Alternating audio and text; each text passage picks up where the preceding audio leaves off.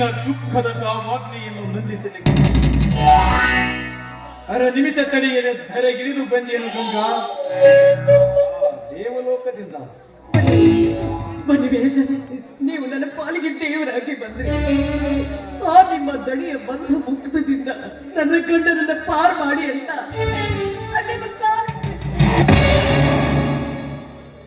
ಯಾಕಂದ್ರೆ ಯಾವ ದುರಾಲೋಚನೆಯ ದುಷ್ಟ ಬುದ್ಧಿಯಿಂದನೋ ಏನೋ ನಮ್ಮ ವಂಶವನ್ನೇ ನಿರ್ವಂಶ ಮಾಡುತ್ತಿದ್ದಾರೆ ಆ ನಿಮ್ಮ ದಣಿ. ಹೇಗಾದ್ರೂ ಮಾಡಿ ನನ್ನ ಪತಿಯನ್ನ ಪಾರ್ ಮಾಡಿ ಕರುಣೆ ತೋರಿ, ನೀವೇ ನಮಗೆ ಈಗ ಗತಿ. ಬೆಲೆ ಬೀಸಿ ಹಿಡಿದ ಬೇಟೆಗಾರನಿಗೆ ನೀನಿಷ್ಟು ತಿಳಿಸಿ ಹೇಳುವುದೇ ಗಂಗಾ? ಈಗ ನಿನ್ನ ಗಂಡನನ್ನು ರಕ್ಷಣೆ ಮಾಡಿ ನಿನ್ನ ವೀಕ್ಷಿಸುವುದಕ್ಕಾಗಿಯೇ ಆ ಬ್ರಹ್ಮ ನನ್ನನ್ನು ಇಲ್ಲಿಗೆ ಕಳಿಸಿದ್ದಾನೆ. ಗಂಗಾ, ಈಗ ಆ ಗೌಡ ನಿರ್ಮಿಸಿದ ಮಾಯಾ ಪಂಜರವನ್ನು ಸೆರೆಪಡೆದು ನಿನ್ನ ಪತಿಯನ್ನು ಪಾರು ಮಾಡುವುದು ನನ್ನ ಕೆಲಸ. ಆದ್ರೆ ನೀನು ನನ್ನ ಮಾತಿಗೆ ಒಪ್ಪಿ ನಡೆದರೆ ಮಾತ್ರ. ಅಂದ್ರೆ ನಿಮ್ಮ ಮಾತು ಇಷ್ಟು ತಿಳಿಯುವುದಿಲ್ಲವೇ ಗಂಗಾ ನಿನಗೆ? ನಕ್ಷತ್ರಗಳ ಹೆಸರಿನಿಂದ ಉದಯಿಸಿ ಬರುವ ಮೇಘರಾಜನಿಗೆ ಹನಿಗೆ ಬಾಯಾರಿ ಕುಳಿತ ಭೂತಾಯಿ ಮೇಘರಾಜನ ಹನಿ ಹನಿ ರಾಶಿಯಿಂದ ತೃಪ್ತಿಪಟ್ಟು ಸಂತುಷ್ಟಳಾಗಿ ಸುಖ ಹೊಂದಿದಂತೆ ಇಂದು ನೀನು ಕೂಡ. ಅಂದರೆ ಈ ಹಿಂದೆ ನಿನ್ನ ಬಾಯಿ ಮಂಗ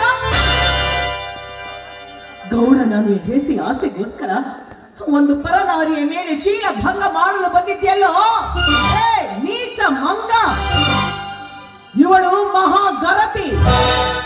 ಪತಿಯ ಪರಮಾತ್ಮನ ಪವಿತ್ರಾತ್ಮದ ಮಾಂಗಲ್ಯ ನನ್ನ ಕೊರಳಲ್ಲಿದೆ ಎಂಬುದು ಸ್ವಲ್ಪ ಚೆನ್ನಾಗಿ ಕಾಣ್ತಿರೋದು ನೋಡ. ಮಂಗಲಸೂತ್ರ. ಗಂಗಾ, ಈ ನಿನ್ನ ಚಂಡು ಲಾಭಿಯಂತಿರುವ ಕೊರಳಿಗೆ ಅರ್ಪಿತವಾಗುವುದು ಆ ನಿನ್ನ ಗಂಡನ ಸೂತ್ರವಲ್ಲ, ಈ ನಾಗರಾಜನ ಸೂತ್ರ. ಬಿಡದೆ ಬೆನ್ನೆತ್ತಿ ಕಾಡುವ ಗೌಡನ ಬಲೆಯಿಂದ ಪಾರಾಗಬೇಕೆನ್ನುವ ಆಸೆ ನಿನಗಿದ್ದರೆ, ತಪ್ಪದೆ ಮೈಸುಖ ನೀಡುವೆನೆಂದು ಆಸೆ ನಿನಗಿದ್ದರೆ, ಖಾಸಿಯಾಗಿ ಈಗ ನೀ ಬೀಳುವೆ ಈ ನಾಗರಾಜನ ಬಲೆಯಲ್ಲಿ. ನೀನು ಕೂಡ ಇದೇ ಕೆಲಸವನ್ನು ಮಾಡುತ್ತಿರುವೆಯಾ? ಮಾಡುವುದಷ್ಟೇ ಅಲ್ಲ ಗಂಗಾ, ಮಾಡಿ ಮುಗಿಸುತ್ತೀರಿ ಎಂದು ಆ ಗೌಡ ನನ್ನನ್ನು ಇಲ್ಲಿಗೆ ಕಳಿಸಿದ್ದಾನೆ.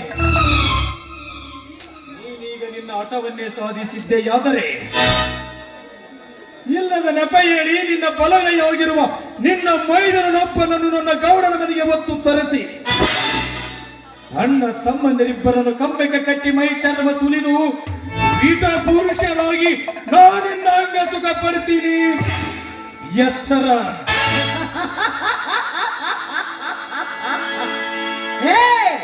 ಹುಚ್ಚು ನಾಗರಾಜ, ನನ್ನ ಮೈದುನನ್ನು ಹೊತ್ತೊಯ್ಯುವ ಗಂಡಸ್ತಿಕೆಯ ಗಂಡಸು ನೀನು ಅಲ್ಲ. ಆ ನಿನ್ನ ಗೌಡಪ್ಪನು ಹೊಟ್ಟಿ ಬಂದಿಲ್ಲ. ಗಂಡು ಗಲಿಯ ಗಂಡ ಹಿಂಡು ಕುರಿಗಳ ಹಾಲು ಕುಡಿದು ನಿಮ್ಮಂಥ ಪುಂಡರನ್ನು ಕೊಂಡಾಡಿಸುವ ಕಡಿದು ಹಾಕುವ ಗಂಡು ಗಲಿನ ನನ್ನ ಮೈದುನ. ಇದೆಲ್ಲ ತಿಳಿದಿದ್ರು ನೀನು ತಿರಸ್ಕರಿಸಿ ನನ್ನ ಮುಟ್ಟಲು ಬಂದೆ ಆದ್ರೆ ನಿನ್ನ ರುಂಡ ಮುಂಡದಿಂದ ದೂರ ಸರಿಯುವುದು ಎಚ್ಚರ. ಎಚ್ಚರ. ಗಂಗಾ, ಕಟ್ಟಿದ ತಾಳಿಯ ತರ ನಿನ್ನ ಮೈದನನೊಬ್ಬ ಒಂದು ಪಟಬಿಕಾರಿ ಹೆಣ್ಣಿಗೆ ತಾಳಿ ಕಟ್ಟಿದ ಮಾತ್ರಕ್ಕೆ ಅವನನ್ನು ಪುಂಡರ ಗಂಡನೆಂದು ಬಗಳಬೇಡ. ಏಸಿಯರ ಪಾಶ ಹಾಕಿಕೊಂಡ ಹೆಣ್ಣಿಗೆ ತಾಳಿ ಕಟ್ಟಿದ ಮಾತ್ರಕ್ಕೆ ಅವನೊಬ್ಬ ಗಂಡಸೆ. ಬಾಯಿ, ವೇಶ್ಯರ ಪಾಶ ಹಾಕಿಸಿದವಳಲ್ಲೋ ನನ್ನ ತಂಗಿ ಯಮುನಾ. ಹೊಚ್ಚು ನಾಯಿ. ಗಂಗಾ,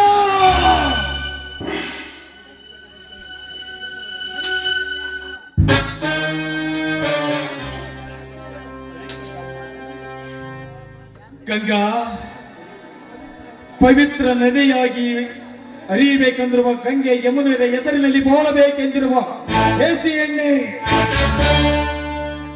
ಹೆಸರಿನಲ್ಲಿ ಉದಯಿಸುವ ನನ್ನ ತಾಯರಿಗೆ ಇಲ್ಲದ ಮಾತುಗಳನ್ನು ನೋಡಿದರೆ ನೋಡು ಗಂಗಾ, ವಿಷ ಕೋರಿ ಹರಿದು ಬಿಟ್ಟೇನು ನಿನ್ನ ನಾಲಿಗೆಯನ್ನು. ನೀನು ವಿಷಕಾರಿಯಾಗಿ ಹರಿದ್ರು ಆ ವಿಷವನ್ನು ಕುಡಿದು ಇಡೀ ಜನತೆಗೆ ಅಮೃತವನ್ನು ನೀಡಲು ಬರುತ್ತಿದ್ದಾನೋ ಆ ನನ್ನ ಗಂಡ ವಿಷಕಂಠನಾಗಿರುವನು. ಹಿಂದೆ ಆ ದೇವತೆಗಳು ಅಮೃತಕ್ಕಾಗಿ ಸಮುದ್ರ ಮಂಥನ ಮಾಡುವಾಗ ಆ ಸರ್ಪ ವಿಷ ಬಿಟ್ಟು ಹೋದಾಗ ಇಡೀ ಜಗತ್ತೇ ಸರ್ವನಾಶವಾಗುತ್ತೆಂದು ಆ ಶಿವಶಂಕರ ವಿಷವನ್ನು ಕುಡಿದು ವಿಷಕಂಠನಾದದ್ದಕ್ಕೆ ಈ ಮಾತೆ ಸಾಕ್ಷಿ. ನಿನ್ನಂತವರಿಗೇನು ಗೊತ್ತು ಓ ಶ್ರೀಮದ್ ಭಾಗವತದ ಗೀತೆ? ನಿನ್ನಂಥವರಿಗೇನು ಗೊತ್ತೋ ಆ ಶ್ರೀಮದ್ ಬಾಂಧವದ ಕಥೆ? ಮೌತಿಗೆ ಮೌತಿ ಬಳಸಿ ಕೃಷ್ಣನ ಜಾದು ಆಟ ತರಬೇಡ ನನ್ನ ಮುಂದೆ. ಸುಮ್ಮನೆ ನನ್ನ ಮಾತಿಗೆ ಮನ್ನಿಸಿ ನಿನ್ನ ಗಂಡ ಮೂಸಿ ಎಸೆದ ನಿನ್ನ ಕೆಂಡ ಸಪ್ಪಿಗೆಯನ್ನು ನನ್ನ ಹಣಿಗೇರಿಸಿ ಪೂಜಿಸು. ಇಲ್ಲದಿದ್ದರೆ ಈ ನಾಗರಾಜ ನಿನ್ನ ಮೈಗೆ ಸುತ್ತಿ ಹಾಕಿಕೊಂಡು ಕೆಡವಿ ನಿನ್ನ ಸುಗಂಧ ಹೀರುವೆನು ಈ ನಿರ್ಜಲವಾದ ಕಾಲಿನಲ್ಲಿ. ಬಾಯಿ ಪಾಪಿ, ಗಂಡನ ಮುಡಿಗೇರಬೇಕಾದ ಈ ಹೂವನ್ನು ನೀನು ಮೂಸಲು ಬಂದೆ ಆದ್ರೆ ಅದು ನಿನ್ನಂಥ ಗಂಡಸಿಂದ ಎಂದಿಗೂ ಸಾಧ್ಯ ಇಲ್ಲ. ನನ್ನ ಪಾಪಿಯ ಪಾದ ಗಡಿಯಲ್ಲಿ ಸೇರಬೇಕಾದ ಈ ಹೂವನ್ನು ನೀನು ಮುಡಿಗೇರಿ ತೀರುತ್ತೇನೆಂದು ಬಂದೆ ಆದ್ರೆ ಈ ಹೂವು ಹಾವಾಗಿ ನಿನ್ನನ್ನು ಕಚ್ಚದೆ ಬಿಡಲಾರು ಜ್ಞಾಪಕದಲ್ಲಿಟ್ಟುಕೋ. ಗಂಗಾ,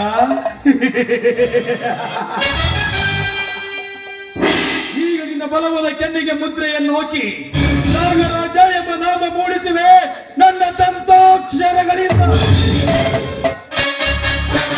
ಕೈಬಿಟ್ಟು ಮಾತಾಡೋ ರಾಕ್ಷಸ. ಹೆಣ್ಣು ಒಲಿದರೆ ನಾರಿ, ಮುನಿದರೆ ಮಹಾಮಾರಿ ಎಂಬುದನ್ನು ನೀನು ಮರೆತಿರುವಿ ಅಂತ ಕಾಣುತ್ತೆ. 33 ಕೋಟಿ ರಾಕ್ಷಸರನ್ನು ಕ್ಷಣಾರ್ಧದಲ್ಲಿ ನಿರ್ನಾಮ ಮಾಡಿ ಜಯ ಗಳಿಸಿದಳು ಆ ಜಗನ್ಮಾತೆ. ಅಷ್ಟೇ ಏಕೆ, ಆ ತಾಯಿ ತನ್ನ ಅವತಾರವನ್ನು ಸಮಾಪ್ತಿ ಮಾಡಬೇಕಾದ್ರೆ ಆ ಶಿವನೇ ಶರಣಾಗಿ ಹೆಣ್ಣಿನ ಪಾದದಡಿಯಲ್ಲಿ ಸಿಲುಕಬೇಕಾಯಿತು. ತ್ರಿಮೂರ್ತಿಗಳನ್ನ ಕೂಸುಗಳನ್ನಾಗಿ ಆಡಿಸಿದವಳು ಹೆಣ್ಣು. ನರ, ಕಿನ್ನರ, ಕಿಂಪುರುಷ, ಯಕ್ಷ, ಗಂಧರ್ವ. ಅಷ್ಟೇ ಏಕೆ, ಜಲಚರಗಳಲ್ಲಿ ಅಣುರೇಣು ತೃಣಕಾಷ್ಠಗಳಲ್ಲಡಗಿರುವಳು ಹೆಣ್ಣು. ಶುಂಭ ನಿಶುಂಭರಂತೆ ನೀನು ನಿನ್ನ ದಂತಾಕ್ಷರಗಳನ್ನು ನನ್ನ ಮೇಲೆ ಮೂಡಿಸಲು ಬಂದೆಯಾದರೆ ಈ ಕರತಿಯಾದ ಹೆಣ್ಣು ನಿನ್ನ ಮೇಲೆ ಮೂಡಿಸುವಳು ಚಪ್ಪಲಿಯಿಂದ ಕರತಿ ಎಂಬ 3 ಅಕ್ಷರದ ಪದಗಳನ್ನ. ಎಲೆ ಕನ್ನಡ ನಾಡಿನ ಹಿರಿಗರತಿ, ಬ್ರಹ್ಮನಿಗೆ ಮಗಳಾಗಿ ಹುಟ್ಟಿದ ಸರಸ್ವತಿ ಬ್ರಹ್ಮನಿಗೆ ಹೆಂಡತಿಯಾದಳು ಅವಳವ ಮಹಾಗರತಿ. ಗಂಡನನ್ನು ನಂಬಿಸಿ ಮಿಂಡನಂತೆ ಸರಸ ಓಡಿ ಗಂಡನೆದುರಿಗೆ ಗರತಿ ಎಂದು ಹೇಳುವ ನೀನ್ಯಾವ ಮಹಾಗರತಿ? ಬಣ್ಣದ ಮಾತಾಡಿ ಗಂಡನನ್ನು ಗುಂಡಿಕ್ಕಿಲಿಕ್ಕೆ ಕಳಿಸಿ ನಿನ್ನ ಮೈದರೊಡನೆ ಸರಸ ಮಾಡಲು ಈ ಕೋರಡುವಿಗೆ ಬಂದಿಯಲ್ಲ, ನೀನ್ಯಾವ ಮಹಾಗರತಿ? ಮಗನಂತಿರುವ ನನ್ನ ಮೈದರ ಮೇಲೆ ಸಂಬಂಧ ಕಲ್ಪಿಸಿ ಮಾತಾಡುತ್ತಿರುವೆಯಲ್ಲ, ನೀನ್ ಯಾವ ರಕ್ತಕ್ಕೆ ಹೊಟ್ಟಿದ್ಯೋ? ಮುಗಿಯಿತು ನಿನ್ನ ಮಡಿಕೆಯ ಕತೆ.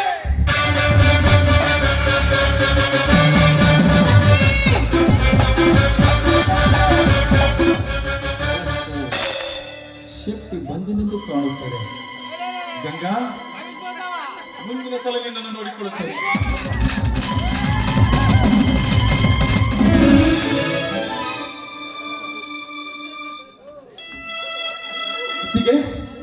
ಯಾಕಬ್ಬ ಕಣ್ಣಲ್ಲಿ ಇಂತಹ ಕಾಡಲಿಗೆ ಬಂದು ನನ್ನನ್ನು ಕೂಗಿದೆಯಲ್ಲ, ಏನು ವಿಷಯ ಹೇಳಲು?